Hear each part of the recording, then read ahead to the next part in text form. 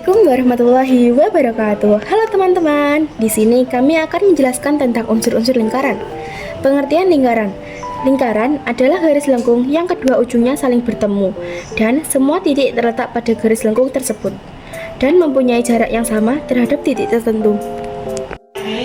Yang pertama, titik pusat lingkaran, yaitu titik yang berada di tengah lingkaran biasanya disimbolkan dengan huruf kapital. Nama lingkaran disesuaikan dengan nama titik pusat. Jika titik pusat disimbolkan dengan P, maka lingkaran tersebut lingkaran P. Yang kedua, jari-jari lingkaran. Jari-jari lingkaran biasanya disimbolkan dengan huruf R.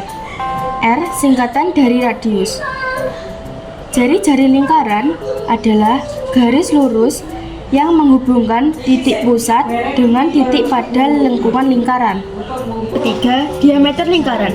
Diameter lingkaran adalah garis lurus yang menghubungkan dua titik pada lengkungan lingkaran dan melalui titik pusat. Misalkan ada dua titik, di sini ada titik K dan di sini ada titik L. Kita hubungkan. Nah, garis KL disebut dengan diameter.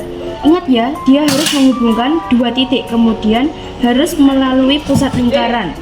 Jika tidak melalui pusat lingkaran seperti ini, misalkan di sini ada O dan di sini ada Q, kita hubungkan. Nah, garis ini menghubungkan dua titik tapi tidak melewati titik pusat lingkaran.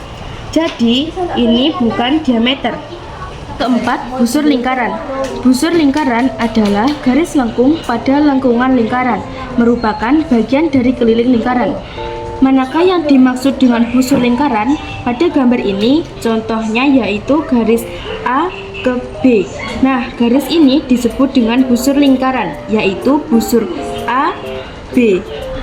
Yang kelima, tali busur lingkaran. Tali busur lingkaran adalah garis lurus yang menghubungkan dua titik pada lengkungan lingkaran. Garis lurus ini dinamakan tali busur. Keenam, tembereng. Tembereng adalah daerah bidang datar yang dibatasi oleh busur dan tali busur. Manakah daerah tembereng itu? Daerah tembereng itu yang diarsir ini. Contoh di sini ada busur A, B, kemudian ada tali busur AB. Nah, daerah yang dibatasi dua garis ini yaitu daerah tembereng. 7. Juring. Juring adalah daerah bidang datar yang dibatasi oleh busur dan dua jari-jari lingkaran. Ingat ya, jari-jari tadi yaitu garis dari titik pusat lingkaran ke titik pada lengkungan lingkaran. Nah, jari-jari kemudian kita ambil lagi garis dari titik pusat O ke K. Nah, daerah ini namanya juring. Yang kedelapan, apotema. Apotema adalah garis terpendek antara tali busur dan pusat lingkaran. Misalkan ini ada pusat lingkaran, kemudian ada tali busur. Nah, manakah garis terpendek? Ini ada beberapa garis A, ini ada garis B, ini ada garis C.